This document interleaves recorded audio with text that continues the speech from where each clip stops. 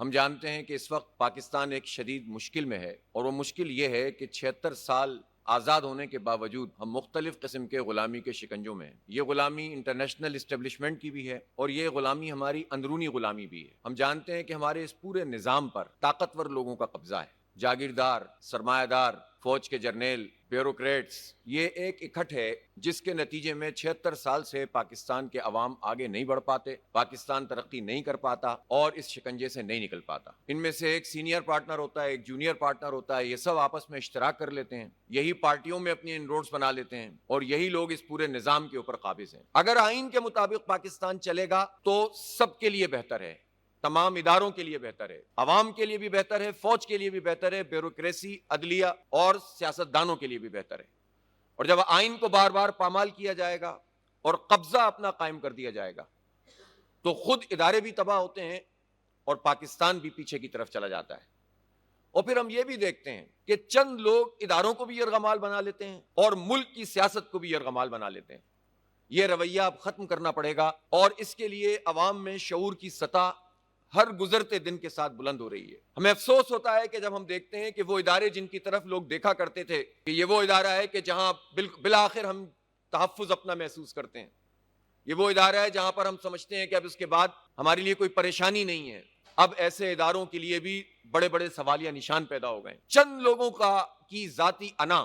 اور ذاتی فیصلے پورے اداروں کو تباہ کر رہے ہیں۔ اس لیے ہم یہ سمجھتے ہیں کہ بنیادی بات یہ ہے کہ پاکستان میں آئین کی بالادستی ہو، جمہوری آزادیاں ہوں، بات کرنے کی آزادی ہو، رائے دینے کی آزادی ہو۔ 2024 کا انتخاب ہوا، لوگوں نے رائے دی، وہ رائے فارم 45 پر موجود ہے، لیکن زبردستی یرغمال بنا کر الیکشن کمیشن جس کا کام منصفانہ اور شفاف انتخاب کرانا ہے، وہ ایک پپٹ کے طور پر کام کرتا رہا، لکھے ہوئے فیصلے پڑھ کے سناتے رہے، اور فارم 47 کی بنیاد پر ایک جعلی حکومت کو مسلط کر دیا گیا۔ ہم کسی بھی صورت میں پاکستان کے عوام اس جعلی حکومت کو تسلیم نہیں کر سکتے۔ فارم 45 کا بنیادی ڈاکومنٹ موجود ہے،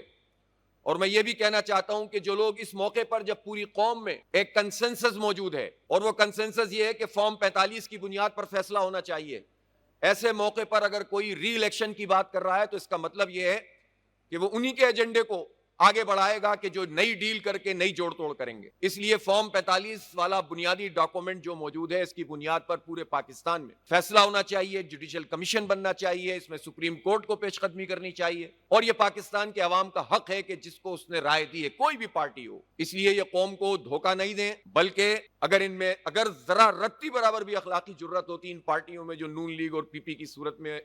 ایم کیو ایم ٹائپ کی پارٹیاں جن کو لوگوں نے مسترد کر دیا، ریجیکٹ کر دیا ہے، تو یہ خود ہی راستہ چھوڑ دیں اور کہہ دیں کہ جناب فارم 45 پر حکومت بنا دیجئے۔ لیکن اگر اتنی حیا ہوتی تو یہ اس طرح سے آتے کیسے؟ تو اس کے لیے عوام کو اپنا کردار ادا کرنا پڑے گا، اور ہم سب کو مل کر ایک پرامن سیاسی مزاحمت کرنی پڑے گی، جس کے نتیجے میں یہ پیچھے ہٹنے پر مجبور ہوں۔